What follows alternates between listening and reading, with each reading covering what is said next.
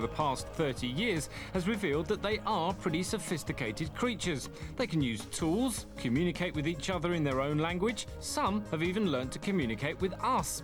All in all, they seem to have left the rest of the animal kingdom pretty far behind. Now, meet Omelette and Hamlet, two very special pigs, because these guys could be about to give a real boost to Porker IQ. Well, Stanley, these are your babies, so what makes them so smart? Well, these are the first pigs that we know of who have ever played video computer games. They play video computer They games? do. That sounds extraordinary. Well, you want to watch for yourself? I'd love to. Okay, Ham, come on. Wait. All right, get to work. Yep, it's true. Hamlet and Omelette do play computer games. In fact, they've been at it since they were mere piglets. It might seem obvious to us that what you do with the joystick controls what's going on the screen, but pigs don't go to a lot of arcades, so this is pretty incredible stuff. Watch the screen. There you go. Okay, to start with, the game is pretty simple. Get the ball into the blue area and you win a sweet. But the more you win, the more difficult the game gets. The blue target gets smaller and Hamlet needs to be really nifty on the joystick. It may look pretty easy, but most animals wouldn't stand a chance. So how did Hamlet and Omelette take to the task? We've been very impressed by the progress that they've made. We know that they are learning these rudimentary tasks as quickly as chimpanzees learn them, and that surprises everyone. Well, on the way to finding out how bright our porky friends are, the games have been getting more difficult. On this one, what do? Well, you hit a target. The game's not over yet, so what do now? No, you don't go for the different pattern. Again. You go for the same pattern, and you win. Now, it might have taken you a few seconds to think about it, but Hamlet and Omelette have been playing and winning the game regularly. Quite an achievement. All very impressive, if a little bit tiring, but quite frankly, why bother? Ultimately, what I would like to see is an opportunity to communicate with pigs in a direct fashion, to ask them how they feel, what they're thinking, what they need, what they want, those sorts of things, so that we humans can take better care of the pigs we keep. The jury may still be out on whom our most intelligent partners on this planet are. Whether or not pigs can match the intelligence of the apes still remains to be seen, but it's been a promising start. For the time being, Hamlet and Omelette will be retiring to the country, and a new set of recruits will be taking up the challenge. The games they play will be more complex and could give new insight into how pigs' intelligence compares to that of humans. That's right. Good. Good boy. Human race is lazy. If a machine can save us moving just one muscle, then we'll snap it up. It all started fairly harmlessly, a tease made to make your early morning cuppa. But then it got silly. Robomania. Hello, Chip, how are you? Poor Chip here. Artificial intelligence, nil. But what's the test for artificial intelligence? Well, you can't judge a machine with one of these. Difficult one. That's why in the 1950s, cryptographer Alan Turing laid down the gauntlet with the Turing test. He offered a prize to anyone who could design a computer program that would have a chat. Over 40 years later, no one's passed the test or claimed the $100,000 prize. Closest so far is a program called Converse. Of course, it's not quite as simple as just having a chat. The computer has to fool you into believing that it's a human. So, could I tell Bobby the human from Converse the computer program? Ha! Let's see what its knowledge of footy's like. Did you see the big match? What does it mean, maybe? It was Rainley when I arrived. Rainley? Now, is that a human making a spelling mistake or the computer trying to make me think it's human? Not sure. Let's try the other one. Do you like Oasis? Somebody once told me it's true. That doesn't make any sense. Artificial intelligence nil, humans 1. Bad luck, Converse. Here at Waseda University in Tokyo, they look at things slightly differently. They predict that in the future, computers and robots will be working with humans. But their research is based on the theory that robots should look like people if they're ever going to be fully accepted by humans.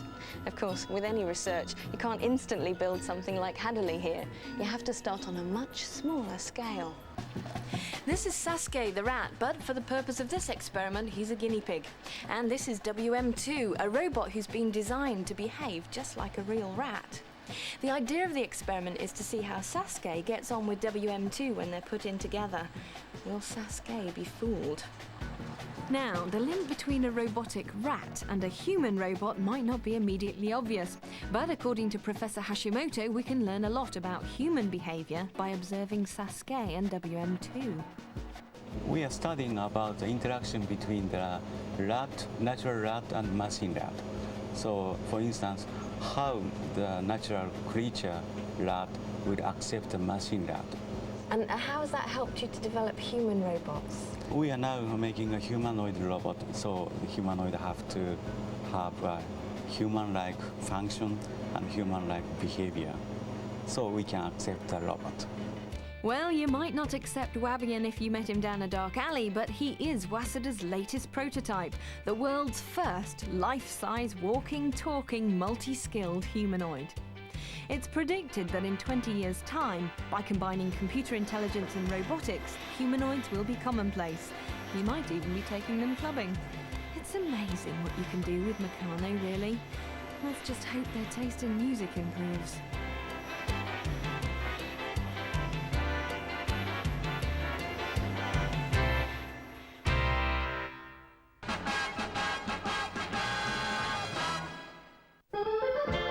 When it comes to hanging out the washing,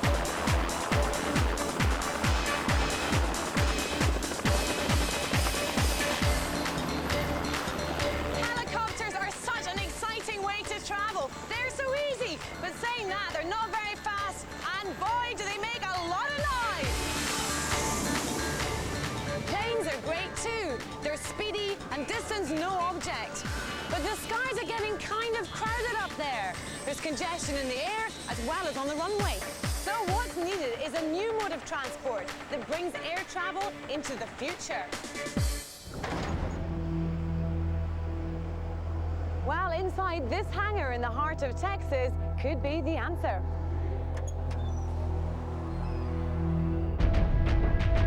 Introducing the Tilt Rotor, a revolutionary flying machine that has the best of both worlds. The technology of a plane combined with the technology of a helicopter.